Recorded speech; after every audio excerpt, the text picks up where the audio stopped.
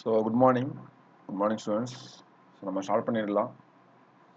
So last class உள்ளலாம் படிச்சிங்களா? Doubt இருக்குதா? ஸோ லாஸ்ட் கிளாஸ் நம்ம என்ன பார்த்தோம் அப்படின்றத லைட்டாக ஒரு சின்ன ரிவைஸ் பண்ணிட்டு ஃபாஸ்ட்டாக வாட் இஸ் வாட் அப்படின்ற மாதிரி பார்த்துட்டு நம்ம வந்து அப்படியே அடுத்ததை கண்டினியூ பண்ணலாம். ஓகேங்களா? ஸோ நம்ம வந்து இந்திய அரசியலமைப்பு உருவாக்கம் அப்படின்றத பார்த்தோம் இல்லையா? ஓகே, இந்திய அரசியலமைப்பு உருவாக்கம்.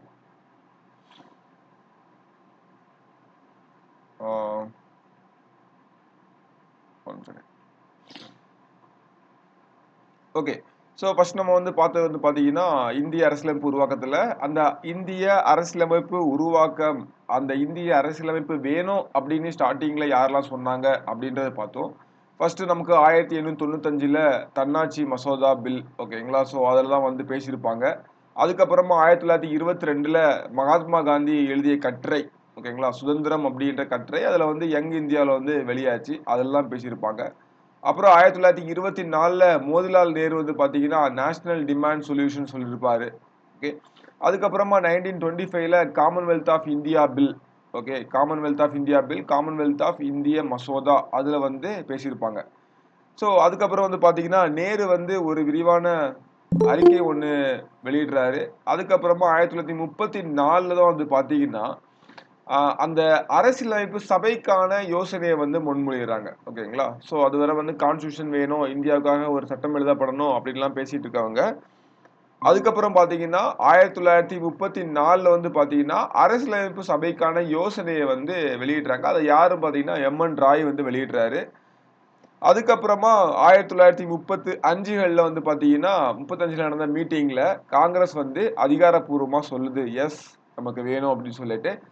அதுக்கப்புறம் லக்னோ மாநாட்டில் வந்து சொல்றாங்க, லக்னோ காங்கிரஸ் மாநாட்டில் 1936 இறையாண்மையுடன் கூடிய வெளி எந்த ஒரு இன்டர்ஃபியரன்ஸும் இல்லாம நமக்கு வந்து ஒரு கான்ஸ்டியூஷன் எழுதப்படணும், அதுக்கான சபை வந்து நிறுவப்படணும் அப்படின்ற மாதிரி. அதுக்கப்புறம் 37 ஆச்சாரிய கிருபாலினி, அதே மாதிரி பார்த்தீங்கன்னா நமக்கு வந்து சத்தியமூர்த்தி, இவங்கெல்லாம் அந்த தீர்மானங்களை கொண்டு வர்றாங்க. ஓகேங்களா? ஸோ அப்புறம் வந்து பார்த்தீங்கன்னா 1938 ஜவஹர்லால் நேரு சொல்றாரு, வயது வந்தோர் வாக்குரிமை அடிப்படையில் தான் அந்த சபை வந்து அமைக்கப்படணும் அப்படின்னு சொல்றாங்க. ஸோ ஒரு வழியா 1940 ஆகஸ்ட் ஆஃபர்ல வந்து இந்த சலுகை வந்து ஏற்றுக்கொள்ளப்படுது. ஸோ இதுக்கான விஷயங்கள் நடந்துட்டு இருக்குது. 1942 சர் ஸ்டாஃபோர்ட் கிரிப்ஸ் அவங்க தலைமையில் வந்து பார்த்தீங்கன்னா சொல்றாங்க, என்ன சொல்றாங்கன்னா, வேர்ல்டு வார் 2 நமக்கு நடந்துட்டு இருக்குது, முடிஞ்சதுக்கு அப்புறமா உங்களுக்கான இதை வந்து ஏற்பாடு பண்ணலாம் அப்படின்னு சொல்றாங்க. 1946 கேபினட் மிஷன் வர்றாங்க, மார்ச் 24 வர்றாங்க. ஸோ அவங்க வந்துட்டு வந்து என்ன சொல்றாங்க, ஓகே நம்ம இதுக்கான இதை பண்ணலாம் அப்படின்னு சொல்லிட்டு ஒப்புதல் கொடுக்குறாங்க கேபினட் மிஷன் இல்லையா? ஸோ ஒப்புதல் கொடுத்ததுக்கு அப்புறமா நமக்கு வந்து பார்த்தீங்கன்னா 1946 அரசியலமைப்பு சபை வந்து அமைக்கப்படுது, அப்படிதானே? ஸோ அதுதான் இங்கே வந்து ஷார்ட்டாக கொடுத்துருக்கேன், இங்கே நம்ம டீட்டெயிலாக பார்த்தோம். கரெக்டா? ஸோ இப்போ வந்து பார்த்தீங்கன்னா 1946 அரசியலமைப்பு சபை வந்து உருவாக்கப்படுது.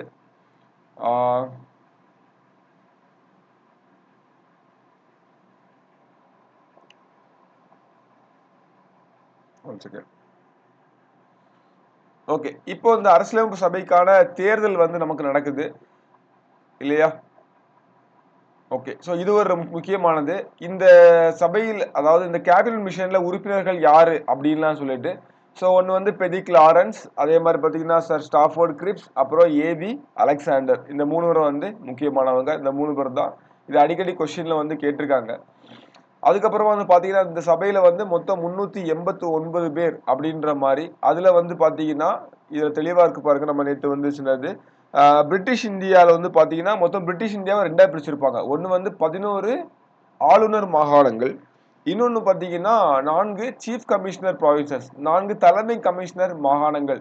ஸோ இங்க ஒரு 292, இங்க ஒரு 4, மொத்தமா பிரிட்டிஷ் இந்தியால இருந்து நமக்கு வந்து பார்த்தீங்கன்னா 296 பிளஸ் ஒரு 93. இது எங்கன்னு பார்த்தீங்கன்னா சுதேச சமஸ்தானங்கள். ஓகேங்களா? ஸோ அதாவது பிரின்ஸ்லி ஸ்டேட் சொல்லுவோம் இல்லையா, சுதேச அரசுகள் அப்படின்னு சொல்லுவோம். அந்த பிரின்ஸ்லி ஸ்டேட்ல இருந்து 93, ஆக மொத்தம் 389 அப்படின்னு சொல்லிட்டு பிளான் பண்றாங்க.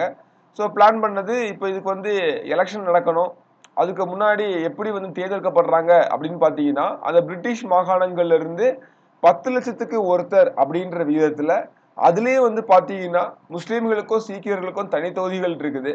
அதுவே வந்து பாத்தீங்கன்னா இது வந்து ஒற்றை மாற்று வாக்கு விகிதாச்சார பிரதிநிதித்துவ முறையில, அதாவது சிங்கிள் டிரான்ஸ்ஃபரல் ஓட்டு மூலம் வந்து தேர்ந்தெடுக்கப்படுறாங்க. அதுக்கப்புறம் பாத்தீங்கன்னா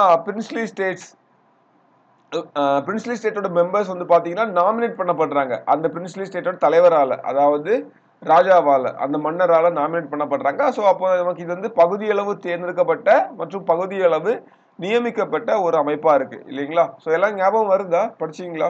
ஸோ அப்படி ஒவ்வொரு விஷயமா ஞாபகம் வந்துட்டு இருக்கும் அப்படின்னு நம்புறேன். ஸோ இதுக்கப்புறம் வந்து பாத்தீங்கன்னா ஓகே, ஸோ இதுக்கப்புறம் வந்து பாத்தீங்கன்னா தேர்தல் நடக்குது ஜூலை ஆகஸ்ட் 1946, ஜூலை ஆகஸ்ட் டைம்ல. ஓகேங்களா? ஸோ மார்ச்ல வர்றாங்க. மேல அதுக்கான வெளியிட சாரி மேல அதுக்கான அறிவிப்பை வந்து வெளியிடுறாங்க. நமக்கு இப்போ வந்து ஜூலை ஆகஸ்ட் டைம்ல வந்து தேர்தல் நடக்குது. ஸோ இதுல வந்து பாத்தீங்கன்னா தேர்தல் யாருக்கு மட்டும் நடக்கும், அந்த பிரிட்டிஷ் மாகாணத்துக்கு மட்டும் நடக்கும் அப்படிதானே? ஏன்னா அவங்க மட்டும் தான் எலெக்டட், அந்த பிரின்ஸ்லி ஸ்டேட்ல இருந்து வரவங்க எல்லாமே நாமினேட்டட் அப்படிதானே? ஸோ அப்போ வந்து அதுல காங்கிரஸ் வந்து பெருவாரியான இடங்கள்ல வெற்றி பெறுது, 208 இடங்கள்ல. முஸ்லீம் லீக் வந்து 73 இடங்கள்ல வெற்றி பெறுது. அதே மாதிரி பாத்தீங்கன்னா சிறிய குழுக்கள் மற்றும் சுதந்திர வேட்பாளர்கள், அதாவது இண்டிபெண்டன்ட் சுயேட்சை வேட்பாளர்கள், சுதந்திர வேட்பாளர்கள் சொல்றத சுயேட்சை வேட்பாளர்கள், அவங்க வந்து பாத்தீங்கன்னா 15 இடத்துல வந்து வெற்றி பெறாங்க. ஓகேங்களா? நம்ம ஆல்ரெடி பார்த்த மாதிரி மகாத்மா காந்தி மற்றும் ஜின்னா தவிர அனைத்து முக்கிய தலைவர்களும் இந்த இதுல இருக்காங்க. அவங்க 2 பேர் மட்டும் மிஸ்ஸிங் இந்த சிறப்பு வாய்ந்த சபையில. ஓகேங்களா? ஸோ முதல் கூட்டம் எப்போ நடக்குது? டிசம்பர் 9, 1946. கடைசி கூட்டம் வந்து பாத்தீங்கன்னா ஜனவரி 24, 1950 இல்லையா? ஸோ இப்போ வந்து முதல் கூட்டம் வந்து பாத்தீங்கன்னா முதல் கூட்டத்தில் வந்து 211 மெம்பர் தான் கலந்துக்கிறாங்க. ஏன்னா வந்து பாத்தீங்கன்னா முஸ்லீம் லீக் வந்து தனி பாகிஸ்தான் வேணும் அப்படின்னு சொல்லிட்டு கோரிக்கை எழுப்பி இதை வந்து புறக்கணிக்கிறாங்க. டிசம்பர் 9ஆம் தேதி தற்காலிக தலைவரை வந்து பாத்தீங்கன்னா சச்சிதானந்த சின்ஹா வந்து தேர்ந்தெடுக்கப்படுறாரு. அதே மாதிரி உடனே ஒரு நாள் விட்டு மறுநாளே வந்து பாத்தீங்கன்னா நம்ம வந்து முறைப்படி தலைவரை வந்து தேர்ந்தெடுக்கிறோம். ஸோ அதுல வந்து பாத்தீங்கன்னா நமக்கு டாக்டர் ராஜேந்திர பிரசாத் வந்து தேர்ந்தெடுக்கப்படுறாரு டிசம்பர் 11 அன்னைக்கு. கூடவே அதே சேம் டைம்ல வைஸ் பிரசிடென்ட் தேர்ந்தெடுக்கப்படுறாங்க ஹர்ஜி முகர்ஜி அண்ட் கிருஷ்ணமாச்சாரி. இந்த வைஸ் பிரசிடென்ட்டும் நமக்கு வந்து தேர்ந்தெடுக்கப்படுறாங்க. நான் சொன்ன மாதிரி இறுதி கூட்டம் வந்து ஜனவரி 24, 1950. ஓகேங்களா? ஸோ நேருவோட குறிக்கோள் தீர்மானம் எப்போ கொண்டு வராரு? டிசம்பர் 13, 1946. அது எப்போ வந்து ஏற்றுக்கொள்ளப்படுது அப்படின்னு பார்த்தீங்கன்னா ஜனவரி 22, 1947 வந்து ஏற்றுக்கொள்ளப்படுது. இந்த குறிக்கோள் தீர்மானம் முக்கியமானது. இதான் வந்து பாத்தீங்கன்னா இப்ப இருக்கக்கூடிய முகப்புரை பிரியாம்பிள் வந்து இத மாற்றி அமைக்கப்பட்ட வடிவம் தான் அப்படின்னு சொல்றாங்க. ஓகேங்களா? ஸோ அதுக்கப்புறமா போயிட்டு இருக்குது. நமக்கு வந்து 1947 சட்டம் நிறைய விஷயங்களை வந்து மாத்துது. அதுல வந்து சபைக்கு வந்து 2 தனி பணிகள் கொடுக்குறாங்க. ஒரு டீம் வந்து பாத்தீங்கன்னா அரசியலமைப்பு அமைப்பா செயல்படுது. இன்னொரு டீம் பாத்தீங்கன்னா சட்டமன்ற அமைப்பா செயல்படுது. ஒரு அமைப்புக்கு தலைவரா, அதாவது அரசியலமைப்பு அமைப்புக்கு தலைவரா வந்து பாத்தீங்கன்னா டாக்டர் ராஜேந்திர பிரசாத் இருக்காரு. அதே மாதிரி சட்டமன்ற அமைப்புக்கு தலைவரா ஜி.வி. மௌலாங்கர் இருக்காரு. ஓகேங்களா?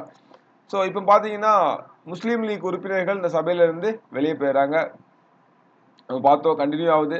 ஸோ இதே மாதிரி பார்த்தீங்கன்னா இந்த காமன்வெல்த்தில் வந்து மே 1949 உறுப்பினர் ஆகுறாங்க. ஜூலை 22, 1947 தேசிய கொடி ஏற்கப்பட்டது. இதுதான் நம்ம தேசிய கொடி அப்படின்னு சொல்லிட்டு அபிஷியலாக ஏற்கப்படுது. தேசிய கீதம் மற்றும் பாடல் ஏற்கப்பட்டது ஜனவரி 24, 1950. அதே மாதிரி டாக்டர் ராஜேந்திர பிரசாத் இந்தியாவுடைய குடியரசுத் தலைவராக தேர்ந்தெடுக்கப்பட்டது ஜனவரி 24, 1950.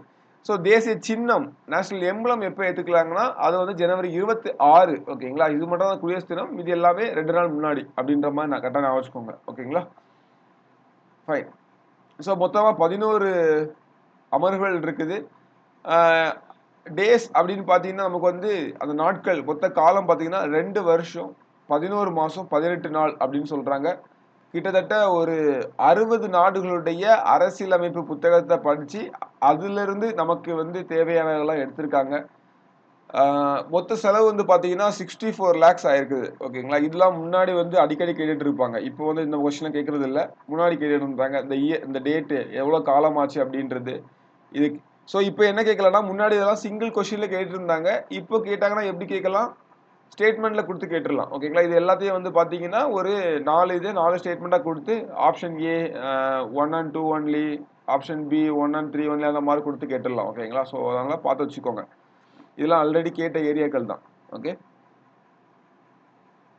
ஃபைன். இதுல வந்து பாத்தீங்கன்னா நம்ம பார்த்தோம் 2 விதமான குழுக்கள் இருந்துச்சு. மேஜர் கமிட்டிஸ் வந்து பாத்தீங்கன்னா நமக்கு வந்து 8 இருந்துச்சு. மைனர் குழுக்கள் வந்து பாத்தீங்கன்னா நமக்கு வந்து 13 குழுக்கள் இருந்துச்சு. ஓகேங்களா? ஸோ அதுல முக்கியமான வந்து பாத்தீங்கன்னா வரைவு குழு. இந்த வரைவு குழுவுடைய தலைவர் யாரும் பாத்தீங்கன்னா டாக்டர் பி.ஆர். அம்பேத்கர். இவர் உட்பட 7 பேர் வந்து இந்த அவையில இருந்தாங்க. இந்த குழுல இருந்தாங்க. ஓகேங்களா? வரைவு குழு டிராஃப்டிங் கமிட்டில வந்து அம்பேத்கர் உட்பட 7 பேர் இருந்தாங்க. ஓகேங்களா? ஸோ அதுக்கப்புறம் பாத்தீங்கன்னா நமக்கு வந்து இந்த ஃபர்ஸ்ட் ரீடிங் நவம்பர் 4 நமக்கு வந்து நடக்குது. அதுக்கு மேல 5 நாள் விவாதம் நடக்குது. அதுக்கப்புறமா செகண்ட் ரீடிங். ஓகேங்களா? ஸோ அது வந்து பாத்தீங்கன்னா நவம்பர் 15 1918 வந்து நடக்குது. அதுல வந்து அப்புறமா வந்து பாத்தீங்கன்னா ஒரு கிட்டத்தட்ட கொஞ்ச நாளைக்கு விட்டுறாங்க. நிறைய திருத்தங்கள் வந்து சொல்றாங்க. ஆனா வந்து அதுல 2473 திருத்தங்கள் தான். ஓகேங்களா? எக்ஸாக்டா நம்பர் தெரியணும்னு இல்ல. ஸோ தோராயமா தெரிஞ்சுக்கோங்க. 2473 திருத்தங்கள் தான் முன்மொழியப்பட்டுச்சு. சாரி, விவாதிக்கப்பட்டுச்சு. முன்மொழியப்பட்டது 7,000க்கு மேல, விவாதிக்கப்பட்டது 2473 தான். ஓகேங்களா? ஸோ ஃபைனலா 3ஆம் வாசிப்பு நடக்குது. அதுக்கப்புறமா வந்து டிராஃப்ட் வெளியிடுறாங்க. ஓகேங்களா?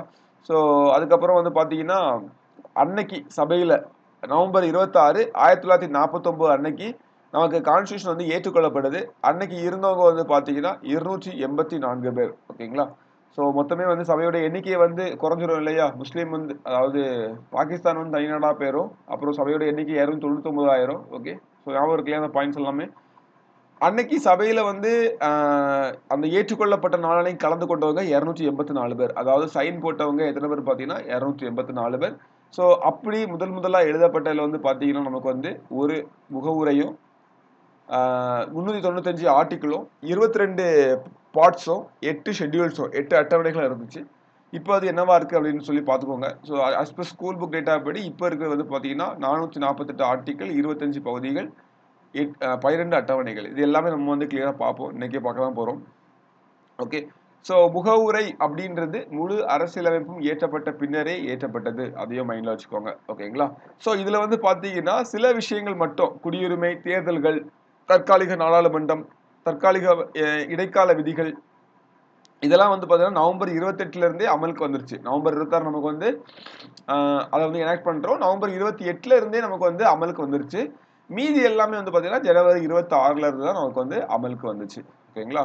ஸோ நமக்கு வந்து டாக்டர் அம்பேத்கர் பற்றி பார்த்தோம். அவர் வந்து இந்திய அரசியலமைப்பின் தந்தை, father of constitution of India, modern Manu, நவீன மனுன்னு சொல்றாங்க. அதே மாதிரி பார்த்தீங்கன்னா இந்திய அரசியலமைப்பின் தலைமை வடிவமைப்பாளர், இல்லை தலைமை சிற்பி. ஓகேங்களா? எக்ஸாக்டா நமக்கு தமிழ் டிரான்ஸ்லேஷன்ல தலைமை சிற்பி அப்படின்னு சொல்லுவாங்க. ஓகேங்களா? Chief architect of constitution of India. Okay, மற்ற மாதிரி சில விஷயங்கள். அரசியலமைப்பு சபையுடைய சின்னம் என்னது? யானை இல்லையா? அரசியலமைப்பு சபையினுடைய சட்ட ஆலோசகர் யாரு? பி.என். ராவ். அரசியலமைப்பு சபையின் செயலாளர் யாரு? H.V.R. ஐயங்கார். தலைமை வரைவாளராக யார் இருந்தாங்க? Chief டிராஃப்ட்மேனா S.N. முகர்ஜி இருந்தாரு. ஓகே, அதே மாதிரி பார்த்தீங்கன்னா இதுக்கு வந்து கேலிகிராஃபி வடிவம் கொடுத்தது வந்து பார்த்தீங்கன்னா பிரேம் பிகாரி நரேன் ரைஸ் தான். இவர் தான் அந்த இட்டாலிக் பாணியில எழுதுனது. அதே மாதிரி ஹிந்தி கேலிகிராஃபி பண்ணது வந்து பார்த்தீங்கன்னா வசந்த் கிருஷ்ண வைத்தியா. இதுவும் பார்த்துக்கோங்க. சபையில ஒரு 15 விமன் மெம்பர்ஸ் இருந்தாங்க. அதுவும் முக்கியமானது. ஓகேங்களா? ஸோ அதே மாதிரி பார்த்தீங்கன்னா இதை ஃபுல்லாவே அழகுபடுத்துறது, பியூட்டிபிகேஷன் பண்ணது யாருன்னு பார்த்தீங்கன்னா சாந்தி நிகேதன் கலைஞர்களான ராம்நந்த் போஸ் மற்றும் பியோக ராம் மனோகர் சின்ஹா. ஓகேங்களா? இவங்கெல்லாம் தான் இதெல்லாம் முக்கியமானது. அதுக்கப்புறம் வந்து பார்த்தீங்கன்னா இது சிறப்பு அப்படின்னு பார்த்தீங்கன்னா இப்போ வந்து அசல் பிரதிகளான இந்தி மற்றும் ஆங்கிலம். ஸோ அசல் பிரதிகள் நமக்கு எதுலலாம் இருக்குது? இந்தி மற்றும் ஆங்கில மொழிகள் இருக்குது. நாடாளுமன்ற நூலகத்துல ஹீலியம் நிரப்பப்பட்ட பெட்டிக்குள்ள வந்து பாதுகாக்கப்படுது இல்லையா? ஸோ மற்றபடி இதோடைய கிரிட்டிசைஸ் எல்லாம் பார்த்தோம். ஓகே, ஸோ இதான் நம்ம வந்து லாஸ்ட் கிளாஸ் நம்ம வந்து ஃபுல்லாக பார்த்தது இல்லையா? ஸோ அடுத்தது இன்னைக்கு நம்ம வந்து பார்த்தீங்கன்னா இதோடைய ஒரு டைம் லைன் தான் கொடுத்துருக்கேன். இதை நான் உங்களுக்கு கொடுக்குறேன் பாருங்க. ஓகே, இவ்வளோ பார்த்தது தான். யா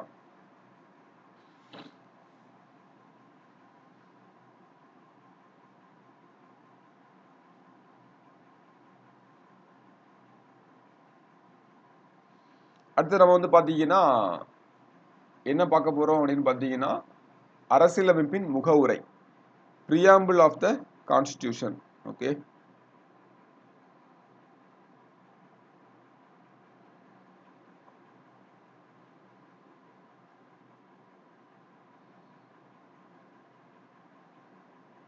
இது இன்ட்ரெஸ்டிங்கான ஒரு டாபிக், ஒரு சின்ன டாபிக் கூட, நம்ம அப்படி ஈஸியாகவே பார்த்து முடிச்சிடலாம்.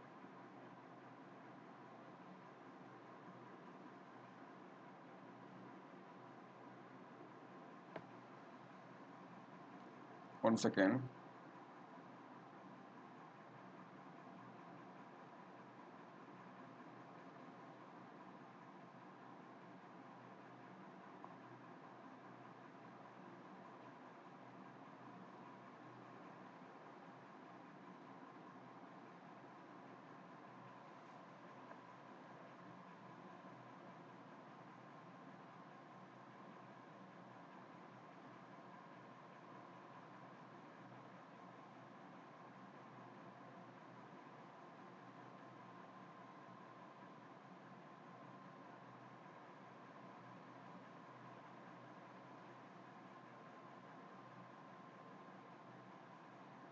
Screen visible? Yeah, okay.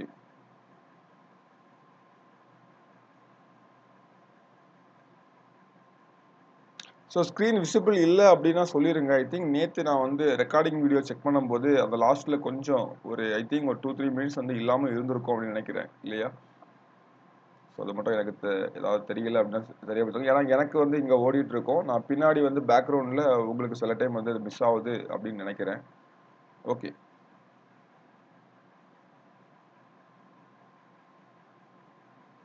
So அரசியலமைப்புடைய முகப்புரை, preamble ஆஃப் த கான்ஸ்டியூஷன். ஓகேங்களா, இதுவும் ஒரு முக்கியமான பார்ட்டு.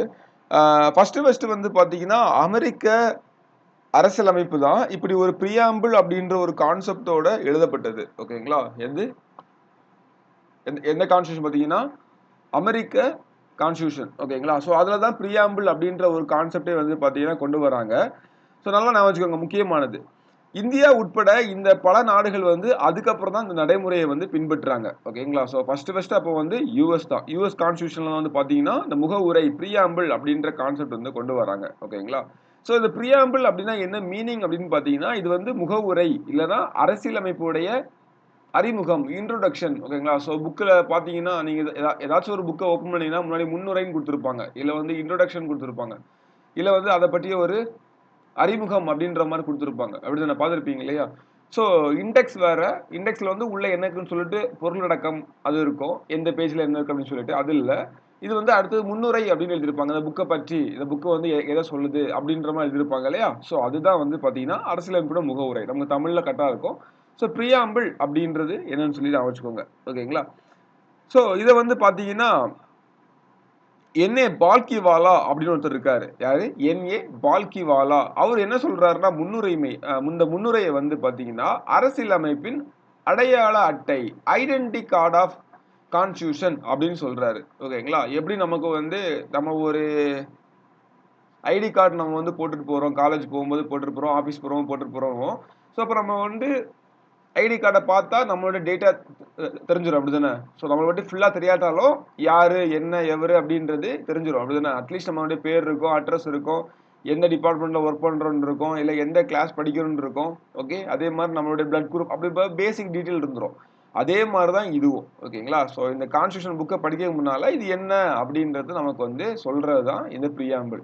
ஸோ ஆக்சுவலாக அதனால பால்கிவாலா என்ன சொல்றாரு அப்படின்னு பார்த்தீங்கன்னா இது வந்து ID card of the constitution. ஓகேங்களா, அதாவது அரசியலமைப்பின் அடையாள அட்டை அப்படின்னு சொல்றாரு. ஓகேங்களா, யார் சொல்றாங்க? என்ஏ பால்கிவாலா. ஓகேங்களா, நோட் பண்ணிக்கோங்க இந்த பாயிண்ட் எல்லாமே. ஓகே, இருக்குன்னு நினைக்கிறேன், பின்னாடி பார்க்கலாம். ஓகே, ஸோ இப்போ வந்து பார்த்தீங்கன்னா நமக்கு அப்போ நம்ம ஆல்ரெடி சொன்ன மாதிரி முகவுரை அப்படின்றது அரசியலமைப்புடைய அறிமுகம் அல்லது முன்னுரை, அப்படித்தானே? முகவுரை அப்படின்றது பார்த்தீங்கன்னா அரசியலமைப்புக்கான அறிமுகம் அல்லது முன்னுரை தான், முன்னுரைன்னு சொல்றாங்க. ஓகே, அறிமுகம் அல்லது முன்னுரை. ஸோ நேருடைய நோக்கங்கள், அதாவது குறிக்கோள் தீர்மானத்தை அடிப்படையா கொண்டுதான் இது வந்து உருவாக்கப்பட்டுச்சு அப்படின்னு சொல்லலாம். இல்ல வந்து பாத்தீங்கன்னா இது உருவாக்கப்பட்டுச்சு, அந்த குறிக்கோள் தீர்மானமும் இதுவும் ஆல்மோஸ்ட் சேமா இருந்துச்சு அப்படிதானே. ஸோ அதோடைய ஒரு மாற்றியமைக்கப்பட்ட வடிவம் தான் இந்த பிரியாம்பிள் அப்படின்னு சொல்லலாம். ஓகேங்களா. ஸோ இது ரொம்ப முக்கியமானது இந்த பாயிண்ட். நேருடைய நோக்கங்கள் தீர்மானம் இல்ல, குறிக்கோள் தீர்மானம். ஓகேங்களா. ஸோ நோக்கங்கள் தீர்மானம் கரெக்ட் தான். ஆக்சுவலா இங்கிலீஷ்ல பாத்தீங்கன்னா அப்ஜெக்டிவ் ரெசல்யூஷன் தான். ஆனா நமக்கு வந்து பாத்தீங்கன்னா நம்ம தமிழ் டிரான்ஸ்லேஷன் வந்து பாத்தீங்கன்னா குறிக்கோள் தீர்மானங்கள் இருக்கும். நீங்க பார்த்து தப்புன்னு நினைச்சக்கூடாது. ஸோ அந்த குறிக்கோள் தீர்மானங்களை அடிப்படையாக கொண்டதுதான். இது டிசம்பர் 13, 1946 வந்து சமர்ப்பிக்கப்பட்டது. என்னைக்கு? ஜனவரி 22, 1947 ஏற்கப்பட்டது. எது? குறிக்கோள் தீர்மானம். நேருடைய இது வந்து நேருடைய குறிக்கோள் தீர்மானத்தை பற்றி பேசிட்டு இருக்கேன். நம்ம ஆல்ரெடி பார்த்தது. ஓகேங்களா. ஸோ நம்ம ஆல்ரெடி பார்த்த மாதிரி முகவுரையுடன் தொடங்கிய முதல் நாடு அமெரிக்க ஐக்கிய நாடுகள் ஆகும். ஓகே. முகவுரையுடன் அரசியலமைப்பு வந்து தொடங்குற முதல் நாடு வந்து பாத்தீங்கன்னா அமெரிக்க ஐக்கிய நாடுகள். அதை ஃபாலோ பண்ணி நம்ம எல்லாமே எழுதிட்டு அதுக்கப்புறம் உள்ளதெல்லாம் வந்துச்சு இல்லையா. ஸோ இதை பார்க்கறதுக்கு முன்னால ஓகே, இந்த ஒரு பாயிண்ட் நமக்கு இதுல இல்ல, நோட் பண்ணிக்கோங்க. என்ஏ பால்கிவாலா என்ன சொல்றாரு, இதை வந்து ஐடென்டிட்டி கார்டு ஆஃப் கான்ஸ்டிடியூஷன், அரசியலமைப்பின் அடையாள அட்டை அப்படின்னு சொல்றாரு. ஓகேங்களா. ஸோ அது மட்டும் நோட் பண்ணிக்கோங்க. ஓகே. ஸோ இது வந்து பாத்தீங்கன்னா ஒரே ஒரு வாட்டி திருத்தம் பண்ணியிருப்பாங்க. எப்பன்னு பாத்தீங்கன்னா ரொம்ப முக்கியமானது 1976 42வது சட்ட திருத்தத்தின் மூலமாட்டு. ஓகேங்களா. அரசியலமைப்பினுடைய முகவுரை ஒரே ஒரு முறை தான் திருத்தப்பட்டிருக்கும். ஓகேங்களா. அதாவது அமெண்ட்மெண்ட் பண்ணப்பட்டிருக்கும். ஸோ ஒரே ஒரு வாட்டி தான் அமெண்ட்மெண்ட் பண்ணப்பட்டிருக்கும். எப்பன்னு பாத்தீங்கன்னா 1976 42வது அரசியலமைப்பு சட்டத்திட்டத்தின்படி 3 வார்த்தைகள் சேர்த்திருப்பாங்க. இதெல்லாம் பாத்தீங்கன்னா சோசியலிஸ்ட், செக்குலர் அண்ட் இன்டெகிரிட்டி. ஓகேங்களா. SSI, socialist, secular and integrity. ஓகேங்களா. அதாவது சமதர்ம மத சார்பற்ற ஒருமைப்பாடு, சமதர்ம மத சார்பற்ற ஒருமைப்பாடு. ஓகேங்களா.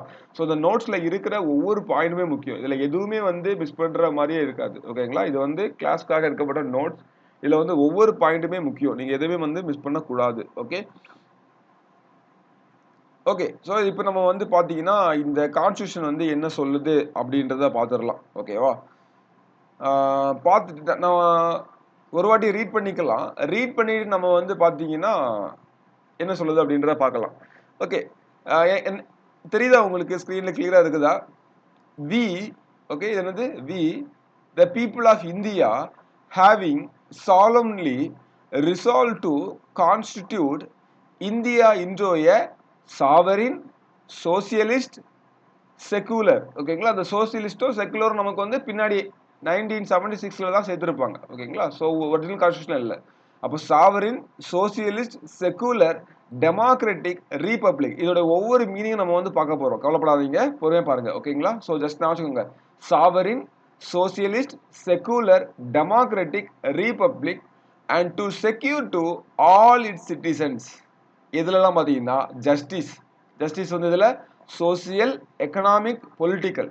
அதே மாதிரி liberty, liberty of thought, expression, belief, faith and worship. அதே மாதிரி equality, equality of status and of opportunity. And to promote among them all fraternity, assuring the dignity of the individual and the unity and integrity of the nation. Okay. So இது சொல்றாங்க. இது ஒரு பாட்டா வச்சுக்கலாம், இது ஒரு பாட்டா வச்சுக்கலாம். நான் சொல்றேன். In our Constituent Assembly, this 26th day of November 1949. ஓகேங்களா. Mention பண்ணிருக்காங்களா? 26th day of November 1949. ஓகேங்களா. November 26, 1949. Hereby adopt, enact and give ourselves this constitution. ஓகேங்களா. இந்திய மக்களாக நாங்கள் எங்களுக்கு வந்து வழங்கிக்கிறோம் அப்படின்னு சொல்லிட்டு சொல்றாங்க. ஓகேங்களா. ஸோ ரொம்ப முக்கியமானது. We the people of India. ஓகேங்களா. ஃபர்ஸ்ட் லைன் இஸ் செம்ம ஸ்ட்ராங்கான லைன். ஓகேங்களா. இது வந்து பார்த்தீங்கன்னா ஃபர்ஸ்ட் லைனே என்ன சொல்லுது, இந்தியாவுடைய கான்ஸ்டியூஷன் வந்து, இந்தியாவுடைய அரசியலமைப்பு வந்து அதனுடைய அதிகாரத்தை யார்கிட்ட இருந்து பெறுது? இந்திய மக்கள்கிட்ட இருந்தே பெறுது. ஓகேங்களா. இதை வந்து யார் எழுதுறாங்க? இந்திய மக்களாகிய நாங்கள். லாஸ்ட் லைன்ல வந்து எப்படி முடிக்கிறாங்க? hereby adopt, enact and give ourselves this constitution, இந்திய மக்கள் நாங்கள் எங்களுக்காக இதை வந்து பண்றோம் அப்படின்ற மாதிரி. ஓகேங்களா, புரியுதா? ஸோ அப்போ வந்து பாத்தீங்கன்னா ஃபர்ஸ்ட் லைனே பாருங்க, அரசியலமைப்பினுடைய அதிகாரத்தினுடைய ஆதாரத்தை குறிப்பிடுது. கரெக்டா? அதாவது என்ன இது, இது வந்து யாரு கொடுக்குறாங்க அப்படின்னு பாத்தீங்கன்னா இந்திய மக்களிடமிருந்து கொடுக்கப்படுது. ஓகேங்களா? அடுத்தது அடுத்த லைன் பாத்தீங்கன்னா நமக்கு வந்து இது வந்து ஃபர்ஸ்ட் லைன். இது வந்து யார்கிட்ட இருந்து இந்த அதிகாரம் கிடைக்குது அப்படின்னு பாத்தீங்கன்னா, அடுத்த செகண்ட்ல வந்து பாத்தீங்கன்னா இது வந்து பாத்தீங்கன்னா அரசியலமைப்புடைய இயல்பு சொல்லுது. நேச்சர் ஆஃப் அவர் கான்ஸ்டியூஷன் சொல்லுது. ஓகேங்களா? நம்ம கான்ஸ்டியூஷனுடைய இயல்பு, நம்ம கான்ஸ்டியூஷன் எப்படிப்பட்டது, இது வந்து பாத்தீங்கன்னா கான்ஸ்டியூஷன் சொல்றதை விட இந்தியாவுடைய இயல்பு சொல்லுது. ஓகேங்களா? ஒரு இந்தியா செயல்படுது அப்படின்னா, ஒரு இந்தியன் கவர்மெண்ட் செயல்படுது அப்படின்னா, இந்தியர்களாகிய நம்ம வந்து கிரியேட் பண்ண கவர்மெண்டோ இல்ல இந்தியாவே நாம எப்படி செயல்பட போறோம் அப்படின்னு பாத்தீங்கன்னா, இது ஒரு இறையாண்மை மிக்கதாட்டு, அதாவது சாவரின் அப்படின்னா இறையாண்மை.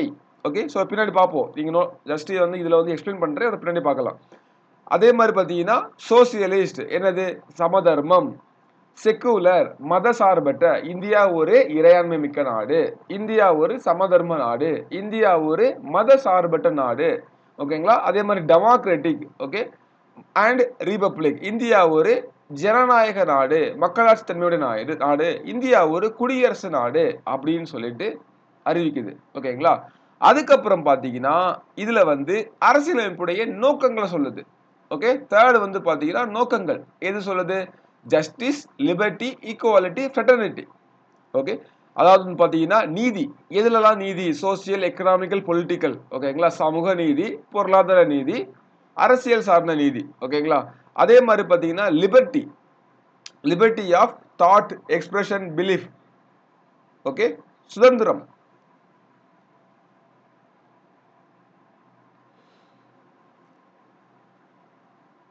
ஓகே, சுதந்திரம்.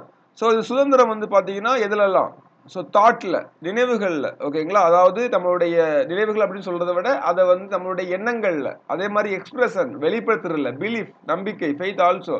ஓகே, ஒர்ஷிப், வழிபடுறது. ஸோ இதுலலாம் வந்து பாத்தீங்கன்னா சுதந்திரம் இருக்குது. எப்படினாலும் நம்ம வந்து வழிபடலாம், நமக்கு பிடிச்சது மாதிரி பிடிச்ச கடவுளை வந்து வழிபடலாம் அப்படின்றது. ஸோ அதுக்கப்புறம் வந்து பாத்தீங்கன்னா ஈக்குவாலிட்டி. ஓகேங்களா? ஸோ ஈக்குவாலிட்டி என்னது, சமத்துவம், அப்படிதானே? அதுக்கப்புறம் வந்து பாத்தீங்கன்னா ஃப்ரெட்டர்னிட்டி. ஃப்ரெட்டர்னிட்டி என்ன, சகோதரத்துவம். ஓகேங்களா?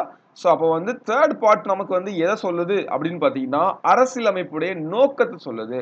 ஓகே, இந்த அரசியலமைப்பு என்னத்தை சொல்ல வருது, இதோட ஏம் என்ன அப்படின்னா எல்லாத்துக்கும் சமமான நீதியை வழங்கணும், எல்லாத்துக்கும் சுதந்திரத்தை வழங்கணும், எல்லாத்துக்கும் சமத்துவத்தை வழங்கணும், எல்லாத்துக்குடைய சகோதரத்துவ ஒருமைப்பாடை வந்து வழங்கணும் அப்படின்னு சொல்லிட்டு கொண்டு வராங்க. ஓகேங்களா?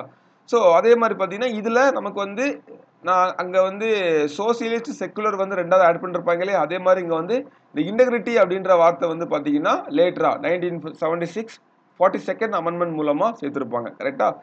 ஓகே, சோ கடைசியா வந்து பாத்தீங்கன்னா அரசியலமைப்பு ஏற்றுக்கொள்ளப்பட்ட தேதி என்னைக்கு அப்படின்னு சொல்லிட்டு. ஓகே, எப்போ, 26th November 1947 அப்படின்றது. ஸோ இதான் வந்து ப்ரீஆம்பிள் ஆஃப் த கான்ஸ்டியூஷன். இப்படிதான் நமக்கு வந்து கான்ஸ்டியூஷன் புக்ல ப்ரீஆம்பிள் நமக்கு வந்து இருக்கும். ஓகேங்களா? இப்போ இதோடைய ஒவ்வொரு மீனிங்கையும் நம்ம வந்து பார்க்கலாம், ஈஸியாவே பார்த்து முடிச்சிடலாம். ஓகே, அப்போ நமக்கு வந்து பாத்தீங்கன்னா ப்ரீஆம்பிள் வந்து அமெண்ட்மெண்ட் பண்ணப்பட்டிருக்கா, ப்ரீஆம்பிள அமெண்ட்மெண்ட் பண்ண முடியுமா அப்படின்னு கேட்டீங்கன்னா எஸ், அமெண்ட்மெண்ட் பண்ண முடியும்.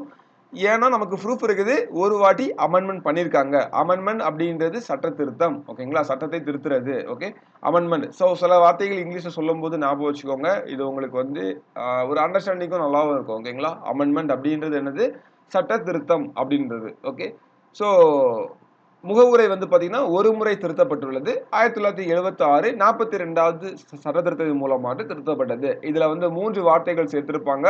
சமதர்மம், மதசார்பற்ற ஒருமைப்பாடு, சோசியலிஸ்ட், செக்குலர், இன்டெகிரிட்டி அப்படின்ற 3 வார்த்தையை வந்து சேர்த்திருப்பாங்க. ஓகேங்களா? சோ இப்போ வந்து பாத்தீங்கன்னா இந்த முகவுரையுடைய முக்கிய கூறுகள் இதான் நான் சொன்னேன். சோ ஃபர்ஸ்ட் என்னன்னு பார்த்தோம், அதிகாரத்தினுடைய ஆதாரம் அப்படிதானே, இந்திய மக்களிடமிருந்து அதிகாரம் பெறுகிறது. We the people of India அப்படின்னு ஸ்டார்ட் ஆகும். அப்படிதானே? அதுக்கப்புறம் வந்து பாத்தீங்கன்னா நேச்சர் ஆஃப் த ஸ்டேட் அப்படின்னு சொல்லிருப்பாங்க. இந்திய அரசினுடைய இயல்பு, இறையாண்மை உள்ள சமதர்ம மத சார்பற்ற ஜனநாயக குடியரசு அப்படின்றது. அப்புறம் அதோடைய நோக்கங்கள், அப்ஜெக்டிவ்ஸ். ஓகேங்களா? இதோடைய நோக்கங்கள் என்ன, நீதி, சுதந்திரம், சமத்துவம், சகோதரத்துவம். அப்புறம் வந்து என்னைக்கு டேட் ஆஃப் அடாப்ஷன், என்னைக்கு வந்து ஏற்கப்பட்டுச்சு அப்படின்றது, நவம்பர் 26 1949. ஓகேங்களா? சோ இதான் நமக்கு அந்த ப்ரீஆம்பிள்ல இருக்குது. ஓகே, ஓகே, இப்போ வந்து ஒவ்வொரு வார்த்தைக்கும் மீனிங் பார்க்கலாம். சாவரின் அப்படின்னா என்ன? ஓகேங்களா? ஸோ சாவரின் இறையாண்மை அப்படின்னா என்ன? ஸோ இறையாண்மை அப்படின்றது வேற ஒண்ணுமே இல்ல. சிம்பிளா நான் சொல்றேன், ஞாபகம் வச்சுக்கோங்க. அப்புறம் நம்ம வந்து இத ரீட் பண்ணிக்கலாம். இறையாண்மை வந்து பாத்தீங்கன்னா, நம்ம வந்து இந்தியா அப்படின்னு ஒரு கண்ட்ரி இருக்குது. அந்த கண்ட்ரி எந்த நாட்டுக்கும் கட்டுப்படுத்தப்பட்டது கிடையாது. யாரும் நம்மள வந்து கண்ட்ரோல் பண்ணி வைக்க முடியாது. அதாவது என்ன சொல்ல வராங்கன்னா, இப்ப பிரிட்டிஷோடைய கண்ட்ரோல்ல நம்ம இருந்தோம் இல்லையா? நம்ம வந்து பாத்தீங்கன்னா இனிமே அப்படி கிடையாது. ஓகேங்களா? ஸோ பொதுவாவே இப்பவும் இந்தியா ஒரு இறையாண்மை மிக்க நாடு. இப்போ வந்து பாத்தீங்கன்னா யுஎஸ்ஓ, ஓகேங்களா, ஆயில் இங்க வாங்கணும், இங்க வாங்கக்கூடாது அப்படின்னு சொல்லிட்டு யுஎஸ் வந்து நம்மள வந்து சொல்ல முடியாது. ஓகேங்களா? ஏன்னா அது வந்து எங்களுடைய விருப்பம். இந்தியா ஒரு இறையாண்மை மிக்க நாடு. ஓகேங்களா? ரஷ்யா எங்களை கண்ட்ரோல் பண்ண முடியாது. சைனா எங்களை கண்ட்ரோல் பண்ண முடியாது. ஒரு எக்ஸாம்பிள் சொல்றேன். ஓகேங்களா? ஸோ அப்ப இந்தியா இறையாண்மை மிக்க நாடு. ஸோ ஒருவேளை அவங்க கண்ட்ரோல் பண்றாங்கன்னு சொல்லி தகவல் வரும்போது நம்ம வந்து என்ன என்ன பண்ணலாம்? ஸோ அப்ப நம்ம வந்து புரிஞ்சுக்கலாம். அந்த கவர்மெண்ட் வந்து விட்டு கொடுக்குதா? இல்லையா? இந்தியாவோட இறையாண்மையை பாதுகாக்குதா? அப்படின்றத நம்ம வந்து புரிஞ்சுக்கலாம். ஓகே. ஸோ அதே மாதிரி நாங்களும் யாரையும் கண்ட்ரோல் பண்ணி வச்சுக்கிறது இல்ல. ஓகே. தட் மீன் என்ன சொல்ல வர்றாங்க அப்படின்னு பார்த்தீங்கன்னா, இந்திய மக்கள் ஆகிய நாங்கள், ஓகே, எங்களுக்காக ஒரு சட்டத்தை வந்து கிரியேட் பண்ணி வச்சிருக்கோம். அந்த சட்டத்தின் அடிப்படையில நாங்க வந்து இயங்குறோம் அப்படின்றது. ஓகேங்களா? ஸோ அதான் வந்து மீனிங். புரியுதா? எங்கள வந்து வெளிய எந்த அமைப்புகளும், வெளிய எந்த நாடோ, வெளிய இருந்து யாரோ எங்கள கண்ட்ரோல் பண்ண முடியாது. நாங்களும் அதே மாரி யாரையும் கண்ட்ரோல் பண்றதில்ல அப்படின்றது. ஓகேங்களா? ஸோ இப்போ வந்து ரீட் பண்ணி பாருங்க. தமிழ்ல ரீட் பண்ணலாம் ஃபர்ஸ்ட். இந்தியா வேறு எந்த நாட்டின் சார்பு நாடும் அல்ல, ஆதிக்க நாடும் அல்ல. மாறாக சுதந்திர நாடு ஆகும். அதான் இதோட மீனிங். ஓகேங்களா? இந்தியா வந்து எந்த ஒரு நாட்டுடைய சார்பு நாடும் அல்ல. ஓகேங்களா? இது வந்து பிரிட்டிஷ் இந்தியாவும் கிடையாது. ஓகே. ஆதிக்க நாடும் இல்ல. ஓகேங்களா? நம்ம யாரையும் டாமினேட் பண்ணி நம்ம கண்ட்ரோல்ல வைக்கிறதும் இல்ல. ஓகே.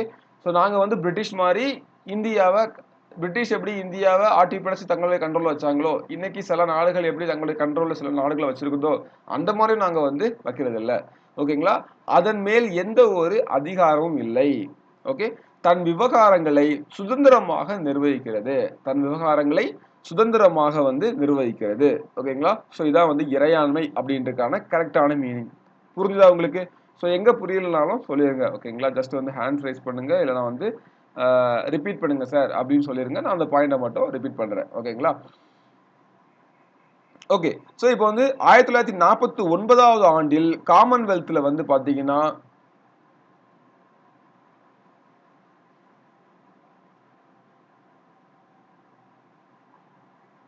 ஆக்சுவலா வந்து 1949, 45 இல்ல. செக் பண்ணிக்கிறேன். 45 இருக்க வாய்ப்பு இல்ல. ஓகேங்களா? ஸோ 49 தான். ஓகே. ஓகே. இந்த ஒண்ணு மட்டும் செக் பண்ணிக்கிறேன். 49 தான். ஒரு சின்ன டவுட் ஆகுது. இங்க நான் 45 போட்டதுனால. ஓகே. ஸோ என்னன்னு பார்த்தீங்கன்னா, நமக்கு வந்து 1949வது ஆண்டுல காமன்வெல்த் நாடுகளுடைய முழு உறுப்பினர் அப்படின்னு சொல்லிட்டு இந்தியா வந்து அறிவிக்குது. ஸோ காமன்வெல்த்ல வந்து பார்த்தீங்கன்னா, தலைவராக பிரிட்டிஷ் அரச வந்து ஏற்றுக்கொள்ளுது. ஓகேங்களா? ஸோ அதே மாரி இந்த கூடுதல் அரசியலமைப்பு பிரகடனம் வந்து பாத்தீங்கன்னா, இந்தியாவுடைய இறையாண்மை எந்த வகையிலும் பாதிக்காது. என்ன சொல்ல வராங்கன்னா, இந்தியா வந்து காமன்வெல்த் நாடுகள்ல வந்து ஒரு பார்ட்டா இருக்குது. ஓகே. சோ அந்த பார்ட் அது வந்து பாத்தீங்கன்னா, ஓகே. இங்க வந்து ஐநா குடுத்துருக்காங்க அப்படிதானே? சோ அதுதான். ஓகே. காமன்வெல்த் நாடுகள் வந்து பாத்தீங்கன்னா, ஆக்சுவலா 1949. ஐநால வந்து பாத்தீங்கன்னா, 1945 தானா? சோ இந்த ஒண்ணு மட்டும் செக் பண்ணிக்கிறேன். ஐநா மற்றும் காமன்வெல்த் நாடுகள். ஓகே.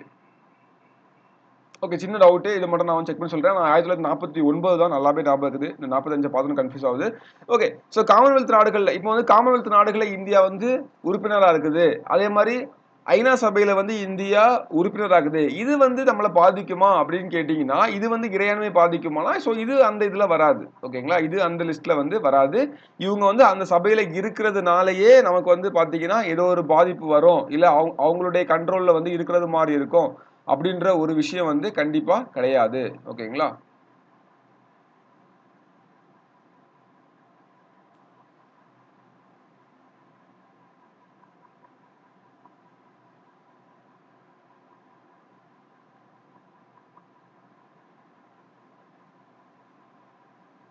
ஓகே.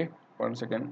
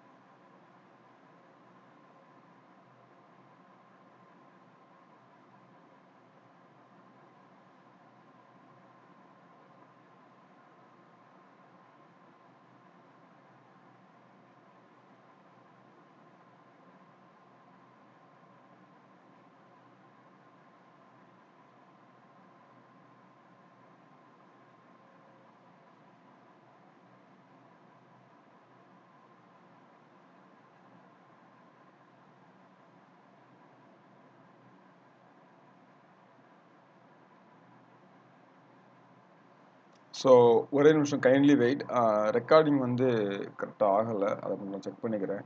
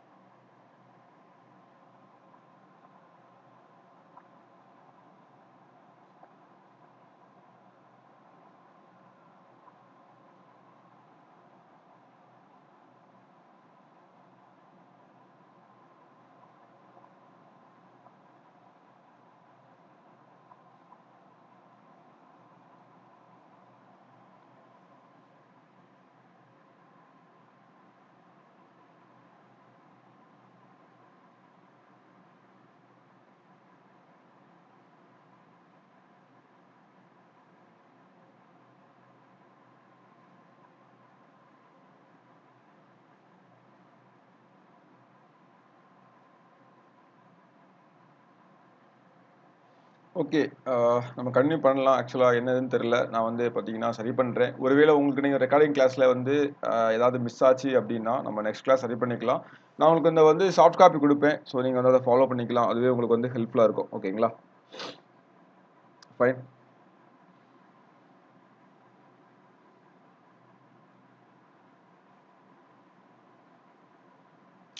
ஓகே. நம்ம கன்டின்யூ பண்ணலாம். ஸோ நம்ம வந்து எங்க விட்டோம் அப்டின்னு பார்த்தீங்கன்னா, இந்த இறையாண்மை அப்படின்றது பார்த்துட்டு இருந்தோம். அப்படிதானே? ஸோ நம்ம வந்து காமன்வெல்த்ல வந்து உறுப்பினரா இருக்கிறதோ, அதே மாரி பார்த்தீங்கன்னா, நம்ம வந்து ஆ காமன்வெல்த்ல உறுப்பினரா இருக்கிறதோ, அல்லது ஐநால உறுப்பினரா இருக்கிறதோ, நம்முடைய இறையாண்மை வந்து எந்த விதத்திலயும் பாதிக்காது. ஓகேங்களா? அது வேற. ஓகேங்களா? ஸோ அங்க வந்து பார்த்தீங்கன்னா, எல்லாரும் சேர்ந்து முடிவு பண்ற ஒரு விஷயம் தான். அது வந்து அங்க எடுக்கிற முடிவுகள் இந்தியாவ கட்டுப்படுத்தும் அப்படின்றது, அது வேற. அது ஒரு கூட்டமைப்புல நம்ம இருக்கும்போது, நம்ம உலகத்துல நம்ம வந்து வேர்ல்டுல இருக்கிறோம், உலகத்துல இருக்கிறோம், இந்த குளோப்ல தான் இருக்கிறோம் அப்படின்றப்ப சில விஷயங்கள் நம்ம வந்து பண்ணிதான் ஆகணும். ஓகேங்களா? ஸோ அது வந்து நம்ம வந்து இருக்காது. ஓகேங்களா? அதே மாரி வந்து பார்த்தீங்கன்னா, இந்தியா இறையாண்மை நாடாட்டு, இந்தியா வந்து வெளிநாட்டு நிலப்பகுதிய வந்து கையகப்படுத்தலாம். அதே மாரி தன்னோட நிலப்பகுதிய வந்து வெளிநாட்டுக்கு ஒப்படைக்கலாம். இதெல்லாம் வந்து வேற. ஓகேங்களா? இதுக்கும் அதுக்கும் வந்து சம்மந்தம் கிடையாது. ஓகே. ஸோ அப்ப இறையாண்மை அப்படின்றது ஜெனரலா வந்து பார்த்தீங்கன்னா, ஃபர்ஸ்ட் 3 லைன் தான். இந்தியா வந்து வேறு எந்த நாட்டின் சார்பு நாடும் அல்ல. அதே மாரி ஆதிக்க நாடும் அல்ல. ஓகேங்களா? மாறாக இந்தியா ஒரு சுதந்திர நாடு. ஓகேங்களா? மாறாக இந்தியா ஒரு சுதந்திர நாடு அப்படின்னு சொல்றாங்க. ஓகே.